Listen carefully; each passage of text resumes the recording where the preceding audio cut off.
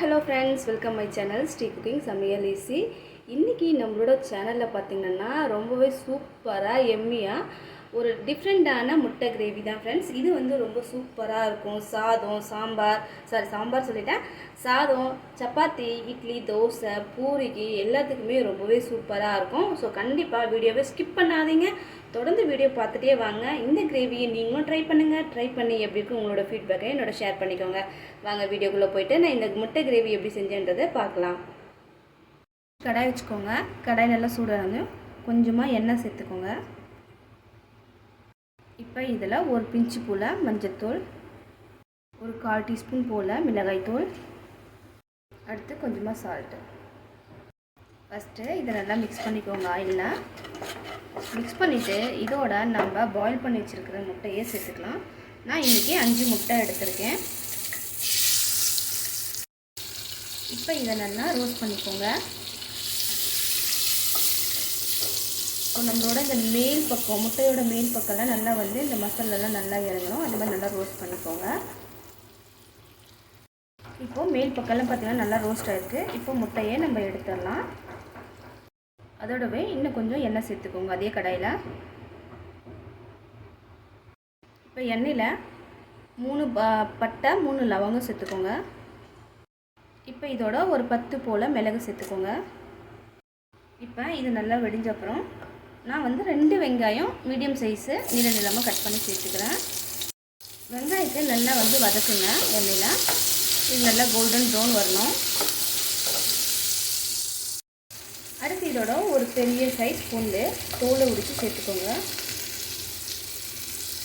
அடுத்து இதோட கொஞ்சமாக இஞ்சியும் சேர்த்துக்கோங்க. ஸ்கின்னை ரிமூவ் பண்ணி நல்லா வாஷ் பண்ணிவிட்டு இப்போ இதை எல்லாத்தையும் சேர்த்து நல்லா ஃப்ரை பண்ணிக்கோங்க. இப்போ எல்லாம் ஃப்ரை பண்ணும்போது நான் வந்து ஒரு 15 போல் முந்திரி எடுத்திருக்கேன். இந்த முந்திரியும் இதோட சேர்த்து நல்லா ஃப்ரை பண்ணிக்கோங்க. உங்களுக்கு முந்திரி போட விருப்பம் இல்லைன்னா நீங்கள் வந்து தேங்காய் இல்லைனா வேர்க்கடலை சேர்த்து இது மாதிரி வந்து வறுத்து எடுத்து அரைச்சிக்கலாம். நான் வந்து இன்றைக்கி முந்திரி போட்டு செய்கிறேன். ரொம்பவே முந்திரி போட்டால் இந்த கிரேவிக்கு ரொம்ப டேஸ்ட் கொடுக்கும். ஸோ கண்டிப்பாக முந்திரி போட்டு ஃபஸ்ட்டு ட்ரை பண்ணுங்கள். ஸோ உங்களுக்கு போட விருப்பம் இல்லை அப்படின்னா நீங்கள் தேங்காய் இல்லை வேர்க்கடலை சேர்த்து அரைச்சிக்கோங்க இது மாதிரி ஃப்ரை பண்ணி. இப்போ நல்லா வந்து வதங்கிடுச்சு. கொஞ்சம் நேரம் வந்து நல்லா இது வந்து ஆறட்டும். அப்புறம் நம்ம பேஸ்ட் ரெடி பண்ணிக்கலாம். இப்போ மிக்ஸி ஜாரில் மாற்றி கொஞ்சமாக தண்ணி ஊற்றி நல்லா பேஸ்ட் மாதிரி அரைச்சி எடுத்துகிட்டு வந்துடலாம். மறுபடியும் அதே கடாயில் கொஞ்சமாக எண்ணெய் சேர்த்துக்கோங்க. எண்ணெய் சேர்த்த உடனே எண்ணெய் நல்லா சுடணுன்னே கொஞ்சமாக சீரகம் சேர்த்துக்கோங்க. எப்பவுமே கடுகு போட்டு தாளிக்கிறதுனால அதே ஞாபகம் வந்துச்சு. சீரகம் கொஞ்சம் சேர்த்துக்கோங்க. அதோட இப்போ 2 பச்சை மிளகாய் நீளமாக கீறி எடுத்துருக்கேன், அதை சேர்த்துக்கோங்க. அதோட ஒரு மீடியம் சைஸ் தக்காளி 2 தக்காளியை நீளமாக கட் பண்ணி சேர்த்துக்கலாம். சேர்த்துட்டு நல்லா வதக்குங்க. இதில் இந்த எண்ணெயிலே வந்து தக்காளி நல்லா வதங்கணும். ஃபஸ்ட்டு இப்போ நல்லா வதக்கிடுங்க. இப்போ இதோட உப்பு சேர்த்துக்கோங்க, தேவையான அளவு உப்பு. இப்போ நம்ம கிரேவிக்காக கொஞ்சமாக மஞ்சள் சேர்த்துக்கோங்க. ஆல்ரெடி நம்ம சேர்த்துருக்கோம், அது வந்து முட்டை ஃப்ரை பண்ணுறதுக்கு. ஸோ இது வந்து கொஞ்சமாக சேர்த்துக்கோங்க மஞ்சள்தூள். இப்போ இதோட மிளகாய்த்தூள், தனி மிளகாய்த்தூள் அது 1 ஸ்பூன் சேர்த்துக்கோங்க. இதோட 3/4 ஸ்பூன் போல் கரம் மசாலா சேர்த்துக்கோங்க. இதோட தனியாக தூளும் சேர்த்துக்கலாம், அது உங்களோட ஆப்ஷன்.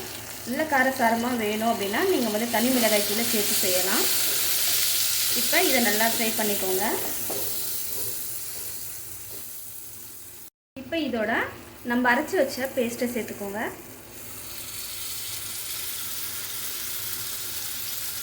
இப்போ மறுபடியும் எல்லாத்தையும் நல்லா வந்து மிக்ஸ் பண்ணி கொடுங்க. நான் வந்து எண்ணெய் கொஞ்சம் குறைவாக சேர்த்து செஞ்சுருக்கேன். நம்ம 3 டைம் வந்து எண்ணெய் யூஸ் பண்ணோம் இல்லையா, அதனால் எண்ணெய் வந்து கொஞ்சமாக சேர்த்து பண்ணியிருக்கேன். இப்போ இதை வந்து நல்லா வந்து மிக்ஸ் பண்ணி விடுங்க. இந்த மசாலாவில் ஃபஸ்ட்டு வந்து எண்ணெய் மேலே தெளிஞ்சு வரணும். அந்த அளவுக்கு நல்லா வதக்கி விட்டுட்டே இருங்க. இப்போ மசாலாலாம் நல்லா வந்து வதங்கிட்டு எண்ணெய் மேலே தெரிஞ்சு வருது. இந்த ஸ்டேஜில் கொஞ்சமாக அந்த மிக்ஸி ஜார் அரைச்சி கொஞ்சமாக தண்ணி சேர்த்துக்கோங்க. உங்களுக்கு கிரேவி எந்த அளவுக்கு தேவையோ அந்த அளவுக்கு சேர்த்துக்கோங்க. இப்போ தேவையான அளவு தண்ணி சேர்த்துட்டு நான் வந்து ஒரு கிளாஸ் தண்ணி, ஒரு டம்ளர் தண்ணி சேர்த்துருக்கேன். இப்போ இது நல்லா கொதிச்சு வந்தோடனே நம்மளுக்கு வந்து திக்னஸ் கிடைக்கும். உங்களுக்கு தேவையான அளவுக்கு தண்ணி சேர்த்துக்கோங்க. கொஞ்சம் கிரேவியாக வேணும்னாலும் சரி, ரொம்ப திக்காக வேணும், சப்பாத்திக்கெல்லாம் ரொம்ப திக்காக வேணும் அப்படின்னா கொஞ்சம் குறைவாக சேர்த்துக்கோங்க. நான் இன்றைக்கி சாதத்தோடு இது வந்து சாப்பிட போகிறேன், அதனால் கொஞ்சம் கிரேவி எக்ஸ்ட்ரா வச்சுருக்கேன். இப்போது நல்லா வந்து கொதிச்சிச்சு. இப்போவே பார்த்திங்கன்னா நம்மளுக்கு கிரேவி வந்து ரொம்ப சூப்பராக வந்திருக்குது. அதோட வாசனையும் சூப்பராக இருக்குது. இப்போ இந்த ஸ்டேஜில் நம்ம ஆல்ரெடி வறுத்து வச்ச முட்டையை சேர்த்துக்கலாம். முட்டை ஆல்ரெடி வந்து நம்ம மஞ்சத்தூள் மிளகாய் தூள் எல்லாம் போட்டு நல்லா ரோஸ்ட் பண்ணி வச்சுருக்கோம். இப்போ இது கொஞ்ச நேரம் இதில் போட்டு நல்லா வந்து கொதிக்க விடுங்க. இப்போ பார்த்திங்கன்னா ரொம்பவே சூப்பராக முட்டை கிரேவி பார்த்திங்கன்னா பார்க்கவே ரொம்ப கலர்ஃபுல்லாக டேஸ்டியாக ரெடி ஆகிடுச்சு. ஸோ கண்டிப்பாக இது வந்து பார்த்திங்கன்னா சாதம், சப்பாத்தி, தோசை, இட்லி எல்லாத்துக்குமே யூஸ் பண்ணலாம். அவ்வளோ ஒரு சூப்பராக இருக்கும். கண்டிப்பாக மறக்காமல் நீங்களும் ட்ரை பண்ணுங்கள்.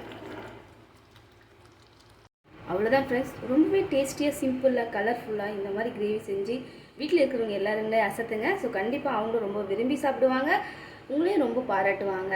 ஸோ கண்டிப்பாக இந்த முட்டை கிரேவி உங்களுக்கு பிடிச்சிருக்கும் நம்புறேன். நான் சாதத்தோடு இன்றைக்கி சாப்பிட போகிறேன்னு ஆல்ரெடி உங்களுக்கு சொல்லியிருந்தேன். ஸோ கண்டிப்பாக நீங்கள் எல்லாத்தோட ட்ரை பண்ணிவிட்டு எப்படி இருக்குது உங்கள் ஃபீட்பேக்கை என்னோட ஷேர் பண்ணிக்கோங்க. நெக்ஸ்ட் ஒரு இன்ட்ரெஸ்டிங்கான வீடியோவோட உங்களை வந்து மீட் பண்ணுறேன். Take care, bye, thank you.